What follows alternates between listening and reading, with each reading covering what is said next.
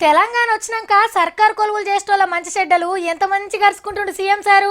ఫస్టులా ఎన్జీఓలు టీజీఓలకు జీతాలు పెంచిండు, అటెంకా ఆర్టీసీ అన్నలకు పెంచిండు, అంగన్వాడి అక్కలకు పెంచిండు, సఫాయి కార్మికులకు జీతాలు చాలతలేవంటే వాళ్ళకు కూడా పెద్ద మనసుతోని పెంచిండు.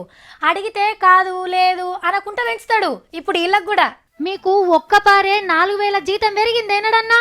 ఏంటి 4,000? ఏడాదికో 1,000 రూపాయలు పెరిగితే అదే ఎక్కువ అని అంటున్నారు కదా.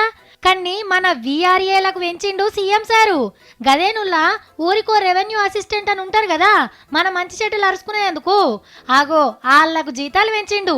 ఇప్పటిదాకా నెలకు 6,500 ఇచ్చేటోళ్ళు ఇదివరసంది 10,500 ఎత్తుతారన్నట్టు. తెలంగాణ కోసం మనోళ్ళు కూడా కొట్లాడిండ్రని 200 ఇంక్రిమెంట్ వేసిండు.